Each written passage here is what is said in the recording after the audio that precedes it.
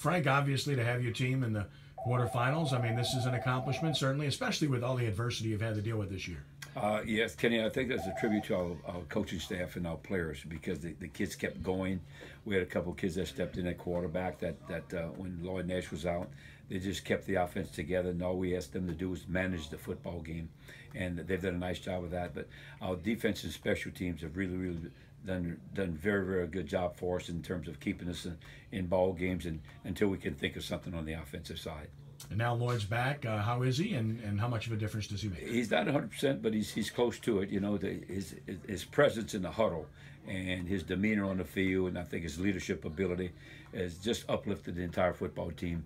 And you know, when he's in the huddle, I think you have a chance to score, and because of what he can do. But more importantly, his leadership and direction and making sure that we're getting the right play, the checks at the line of scrimmage.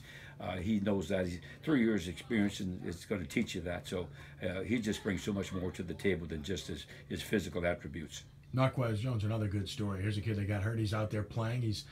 He's nowhere near 100%. In fact, he's playing with a little bit of a handicap, isn't he? And no question. And I think that says so much about the kid.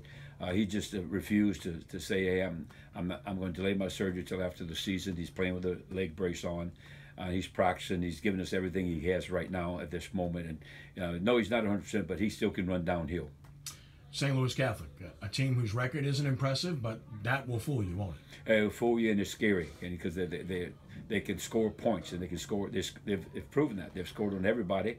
They've averaged over 30 points a game. They have a real good quarterback that can throw the deep ball.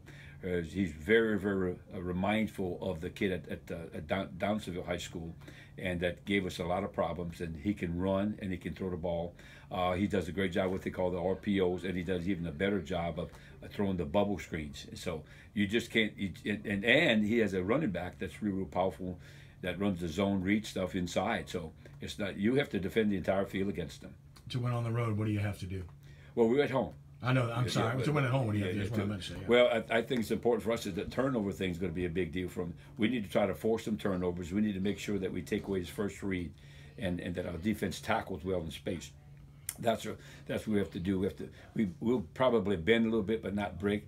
But more importantly, our offense is going to be limited. Our offense has to score points. We can't be content with a field goal.